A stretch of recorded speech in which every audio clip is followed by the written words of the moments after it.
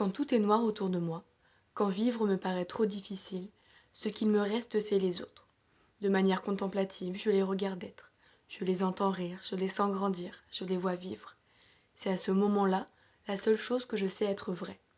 Ils et elles font écho en moi, ravivent la flamme qui doucement s'éteint. Comme une piqûre de rappel qui dit « c'est ça aussi la vie ». Alors, sans prendre trop de place, jamais. Je me glisse dans leur conversation, je m'imagine leur début.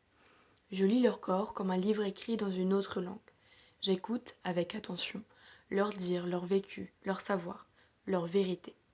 Celle-ci peut être dure, crue, triste ou drôle, j'en ai que faire, parce qu'elle met en couleur mon moi intérieur. Celle-ci peut être inventée, remodelée, j'en ai que faire, parce qu'elle ravive en moi une lumière. Les autres m'aident, oui, et si parfois, les autres c'était moi.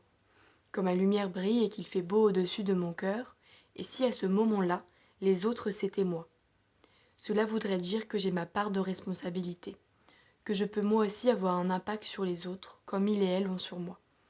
Cela voudrait dire que j'ai mon mot à dire, ma place dans ce vaste monde. J'ai le droit de dire haut et fort que nous sommes des êtres sociaux, qui l'oublient parfois peut-être un peu trop. J'ai le droit de dire haut et fort que le lien social, le partage, le vivre ensemble nous sauvera. En tout cas, j'en ai la certitude et le besoin de le partager. Alors voici quelques images d'un voyage vécu. Elles racontent la quête de soi, la quête de sens, sûrement aussi un peu la quête de vérité, du moins de ma vérité. Dans ma vérité, il fait bon vivre quand je suis plongée, englobée par un tout. Cette énergie présente quand la vie ressemble à une peinture un peu chaotique, où tout le monde a sa place, où tout le monde fait partie de l'image. Souvent, c'est au même moment que des liens se tissent, des idées s'illuminent, du savoir se partage. Tout le temps, ces moments sont vécus à plusieurs, avec les autres, avec celles et ceux qui ne sont pas moi. C'est à ce moment-là où la vie bascule du côté de la belle absurdité et non plus du côté de l'absurde absurdité. En partant seule, j'ai beaucoup expérimenté ce moment suspendu dans le temps. Je me suis surprise à être beaucoup plus ouverte, beaucoup plus présente. Mes bras étaient ouverts à chaque instant pour recevoir l'autre et tout ce qu'il comprend. Cela m'a permis de toucher du doigt le lien social et sa magie. Ça ne semble pas révolutionnaire, en effet c'est quelque chose que l'on sait. L'être humain est social. Seulement j'avais comme l'impression qu'on ne mettait pas assez à l'honneur cela, qu'on considérait cela comme un fait, et donc qu'on oubliait souvent de s'en servir. Pour moi, le lien social est synonyme de rencontre. La rencontre est plurielle, elle peut être brève, comme un sourire échangé avec une ou un inconnu, au détour d'une rue, un regard croisé dans un magasin plein, ou bien elle peut être plus longue, comme lorsque l'on choisit d'entretenir une relation avec quelqu'un ou quelqu'une. À ce moment-là, on rencontre l'autre, de plus en plus, chaque jour. Ou bien, la rencontre peut être celle d'un paysage, d'un animal, d'un livre. La rencontre est le début de tout lien social. Alors, pendant ce voyage, j'ai demandé à plusieurs personnes de me raconter une rencontre marquante, une rencontre qui leur a permis d'avancer, de comprendre, de changer. Voici leur récit.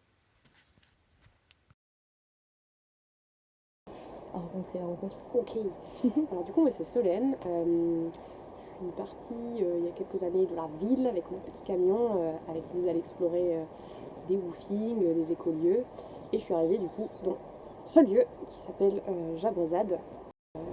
Et du coup, je lui explique un peu le principe de l'association, la recyclerie, le lieu de vie collectif autogéré, ce qu'on fait là-haut. Puis je commence à lui parler un peu des chantiers qu'on avait à ce moment-là. Et puis, de fil en aiguille, il m'apprend qu'il est mécanicien, qu'il a fait de l'électricité. Et je lui dis, ah bah tiens, ça tombe bien, on a besoin d'un électricien sur notre chantier en ce moment. Et du coup, et ben là, je l'ai emmené ici en fait. Il est monté avec moi, je lui ai fait visiter pour qu'il voit le chantier. À la base, il m'avait dit juste tu me montres et que puis comme ça je fais des petits plans et puis je reviens et je vous fais ça. Et du coup il a passé la soirée avec nous. Alors c'était très drôle parce que c'était une soirée viking ce soir-là, donc on était tous tout costumés, on s'était maquillés avec du charbon. Et donc Christophe, alors quand même il faut que je présente le personnage, c'est un gars qui a la quarantaine, qui a grandi dans les quartiers de Marseille et qui a un bon accent marseillais. Et qui ne connaît rien, qui ne connaissait à ce moment-là rien de notre univers, donc vraiment il était comme un enfant émerveillé, vraiment, et il posait des questions sur tout, et il n'avait jamais entendu, il savait pas ce que c'était le woofing, il savait pas ce que ça voulait dire autogestion, enfin vraiment, il connaissait rien de tout ça, et juste, il a vu ici, donc en plus voilà, c'était une soirée un peu festive, où on était tous déguisés et tout, et il était là genre, c'est incroyable. Mais genre, c'est trop stylé. Et du coup, il posait plein de questions sur comment fonctionne l'association, comment vous gagnez de l'argent, comment ça se passe, et ça c'est quoi, et ça c'est quoi, et ça c'est quoi, et ça c'est quoi.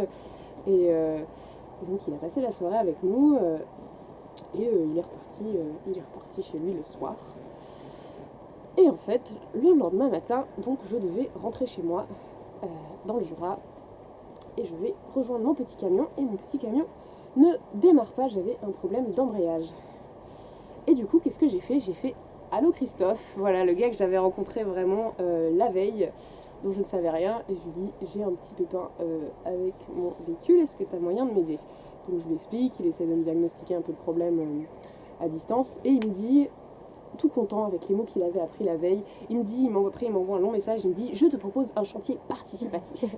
En gros, donc, je viens te récupérer, on regarde le problème, je te diagnostique la panne, on te commande la pièce, et le temps que la pièce arrive, je t'emmène avec moi à Montélimar, je t'héberge, je te loge, et en échange, tu me files un coup de main sur mes chantiers mécaniques. J'ai découvert son mode de vie à lui.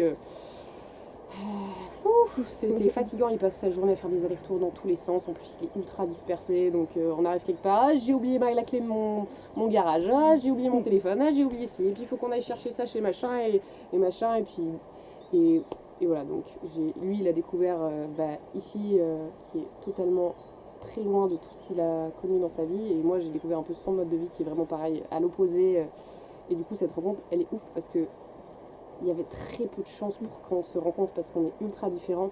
Et en fait, ça match trop bien, on est devenus des bons potes. Et pour moi, genre, d'arriver à faire venir ce genre de personnes sur un lieu comme chez nous, c'est genre la plus belle des réussites parce que on est quand même beaucoup dans un entre-soi, on vient un peu tous des mêmes milieux sociaux, on a un peu les mêmes profils.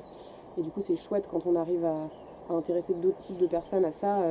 Et du coup, lui, il passe nous voir régulièrement le week-end, il vient passer un week-end avec nous, il fait partie du CA, de l'association de Jabrasso. Voilà, et puis on est toujours en contact et c'est trop chouette comme rencontre. Cette histoire est encore aller plus loin dans le partage et l'échange trop incroyable parce qu'en fait lui il avait plus la garde de son fils là depuis quelques années, une situation compliquée où son fils est en famille d'accueil, lui et la mère, donc il est plus avec la mère du gamin mais aucun des deux n'ont la garde. Et pendant une période, il pouvait juste voir son fils, 2 mercredis dans le mois, une après-midi, accompagné d'un éducateur, enfin vraiment tout pourri. Et en fait, son dernier procès, c'est Adam, qui du coup est aussi un permanent qui habite ici et qui a fait des études où il a eu des cours de droit, qui lui a un peu écrit son plaidoyer. Et suite à ça, Christophe a récupéré la garde de son fils un week-end sur 2. Alors, moi c'est Manon. J'ai 23 ans. J'ai signé en gros dans une compagnie de danse alors que j'avais jamais fait de danse de ma vie quoi. Et donc oui, cette personne qui s'appelle Abdou, en fait c'est devenu un peu comme une sorte de petit papa.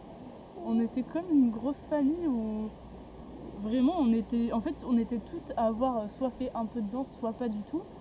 Et en fait, il nous a montré que même avec très peu d'expérience et tout, on peut faire passer des messages hyper importants. Là, dans cette deuxième année, donc c'était plus sur toujours cette idée de combattre les discriminations, etc. Et là, c'était plus chez les femmes, parce qu'on était un groupe de 6 lycéennes, quoi. Donc il a adapté son spectacle à notre personnalité, entre guillemets, tu vois. Et en fait, grâce à ça, j'ai eu l'occasion de danser notamment au musée des Beaux-Arts de Lyon et au musée de la Résistance. Et vraiment, à aucun moment de ma vie, je me suis dit que j'allais faire ça, quoi.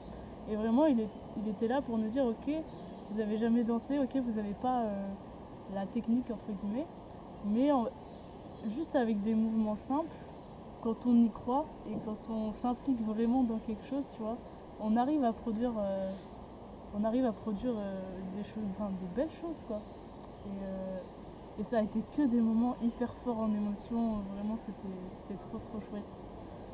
Et une expérience qui a été hyper forte pour le coup, c'était qu'il y avait une commémoration au musée d'Isieux. Je sais pas si tu connais. En gros, c'est une maison qu'il y a dans l'Ain vers chez moi, qui pendant la Seconde Guerre mondiale, avait accueilli des enfants juifs. Et en fait, il y a eu une grosse rafle pendant la guerre. Et en fait, il n'y a aucun enfant qui a survécu, je crois, ou alors deux peut-être, mais enfin voilà quoi. C'était un massacre, hein, clairement.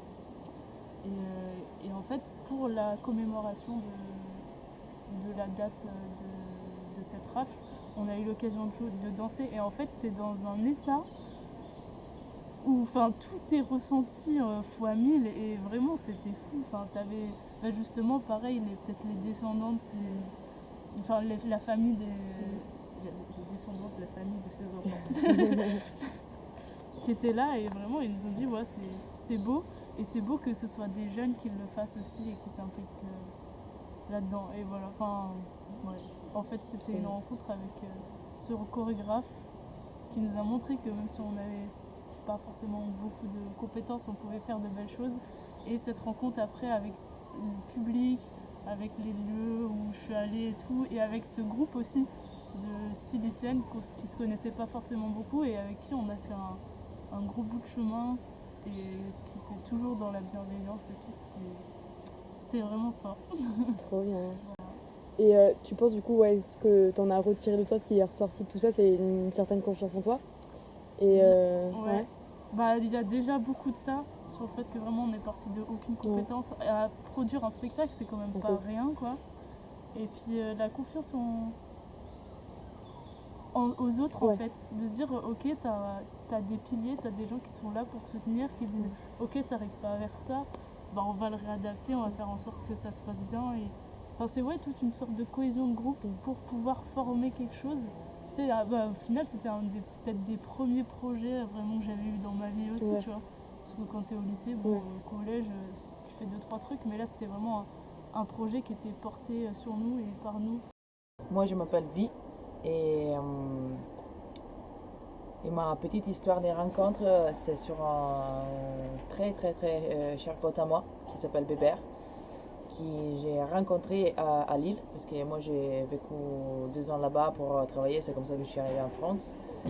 Et en fait, je suis arrivée avec plein Covid, du coup confinement à 1 kilomètre de chez toi et tout ça, et c'était un peu dur tout au début parce que j'aime bien être, vivre en collectivité comme là et être entouré toujours des gens, mais je n'avais pas trop l'occasion, surtout parce que je ne parlais pas la langue. Et je n'avais pas trop l'occasion de sortir, je ne connaissais personne là-bas. Et finalement, dès que j'ai pu sortir, je fais un peu des rencontres, mais vraiment à l'arrache. Genre vraiment quand tu as besoin de rencontrer des gens parce que tu étais toute seule pour 5 mois. Et là, j'ai accroché avec des personnes pas trop cool. C'était vraiment un peu trop pour nécessité. Et là, ça rentre un peu en principe que je crois que j'ai développé surtout après ça. Le fait que quand on est seul et on cherche pour solitude, finalement les rencontres qu'on va faire sont pas trop cool et sont pas forcément bien alliées avec nous. Du coup, j'étais hyper déçue par ces gens. Et du coup, c'est là qu'à un moment donné, il est arrivé Bébert, mon pote, parce qu'on sortait ensemble dans les mêmes groupes, mais on n'avait jamais vraiment accroché parce que lui, il parle que français et moi, je ne parlais pas du tout français. En fait, dans les groupes, je parlais anglais. Et on a eu une soirée où on s'est un peu échangé de mots comme ça et c'était hyper cool parce que c'était pas vraiment la conversation qui nous a fait accrocher, mais surtout l'énergie. Du coup, je lui dis écoute, si tu veux, moi j'ai une chambre en plus, tu peux passer chez moi, tu peux rester un petit peu. Et on ne se connaissait pas forcément et c'était un peu intense pour moi parce qu'effectivement il y avait l'autre expérience qui s'était pas du tout bien passée et c'était une autre fois où je me suis remise un autre homme que je ne connaissais pas trop dans mon appart. Du coup, j'avais tous mes potes aussi qui me disaient mais tu fais quoi, t'es con quoi. Mais non, en fait ça a hyper bien passé et je te dirais pourquoi, parce qu'effectivement dans ces moments-là, je n'avais pas trop de confiance de réussir effectivement à accrocher avec des gens français et françaises. J'avais toujours l'impression qu'on ne marchait pas trop bien. Et puis avec lui, je me suis dû forcer à sortir de ma comfort zone et vraiment à me mettre en question sur ça et à apprendre les français. C'est vraiment lui avec lequel j'ai commencé à parler en tranquillité le français parce que je n'avais pas autre choix. Et finalement, il était censé rester 2 semaines chez moi. Mais on s'est trouvé tellement bien qu'on a commencé à partager les louets et tout ça. Il est resté 6 mois jusqu'à quand je suis partie. Et c'est une rencontre qui m'a vraiment, vraiment aidé à chercher à trouver moi-même et pour laquelle je peux dire que c'est vraiment une petite pierre qui m'a amené jusqu'à là. Parce que pas seulement il m'a montré que je pouvais accrocher avec les gens français, mais que je pouvais vraiment les apprécier et qu'il y avait tout un monde que je pouvais découvrir en parlant la langue. Je ne veux pas être comme tout le reste des gens de notre âge en Italie qui s'échappent de l'Italie. Ok. On parle vraiment du moment des fuites des cerveaux là, parce que les conditions de vie sont terribles. Du coup, j'avais l'impression, je pensais que ça aurait été plutôt comme l'Angleterre où j'habitais avant. Du coup, vraiment une étape, genre oui, je bosse un peu en France et tout ça, j'apprends une autre langue, je fais une expérience, mais après je rentre en Italie. Et en fait, je crois que ça va prendre beaucoup plus de temps. Et parce que je suis en train d'apprendre beaucoup de choses que je veux amener un jour en Italie. Si ces histoires vous ont parlé, si en écoutant Solène, Manon ou Vie, vous avez ressenti l'envie de vivre, de danser ou de rencontrer, si grâce à ce qu'elles ont raconté, vous avez la sensation qu'on a planté une petite graine en vous, c'est exactement cela que je veux mettre en avant. C'est exactement cela que je ressens quand je rencontre l'autre. Ce sentiment vient du simple fait que nous avons la capacité à nous projeter, à nous mettre à la place de l'autre, à faire preuve d'empathie. Ce qui est encore plus beau, c'est quand cette petite graine s'installe, qu'elle se nourrit d'autres histoires, d'autres images, encore et encore, et qu'elle devient un bel arbre. Je crois que c'est tous ces sentiments que je suis partie chercher, et que j'ai trouvés, bien plus d'une fois. Je les ai trouvés en restant curieuse, en écoutant, en regardant. Aussi, vivre en collectivité m'a facilement donné accès à cela. En effet, j'étais plongée constamment dans cette énergie motrice de partage et d'échange. Alors pour moi, la collectivité et la curiosité sont les clés d'une synergie grandiose et presque parfaite, qui j'en suis sûre nous sauvera. Nous sauvera des gros nuages gris, qui se baladent souvent au-dessus de nos corps et de nos cœurs, de ce poids infiniment lourd caché dans la poitrine que beaucoup trop d'entre nous connaissent. Comme l'effet boule de neige, la curiosité et la collectivité nous mènent à rencontrer, à créer du lien social. Puis celui-ci nous donne la sensation d'avoir accès à quelque chose de nouveau, l'effet de la petite graine. Puis la petite graine grandit, devient arbre et crée ses propres fleurs, ses propres fruits et ses propres graines. Et à son tour, l'arbre va donner aux autres ce qu'il a produit. C'est un continuum infini qui ne s'arrête jamais. La rencontre, le partage, la création, et on recommence. Voilà où je voulais en venir. L'humain a cette capacité merveilleuse à recevoir, créer et partager. L'humain peut inspirer et être inspiré. L'humain est sans cesse en mouvance, en réflexion, en recherche. Ne l'oublions pas. Allons vivre, allons créer, allons rencontrer. Restons curieux et curieuses, restons ouverts, ouvertes, restons humains. Alors vous l'avez maintenant tous et toutes compris.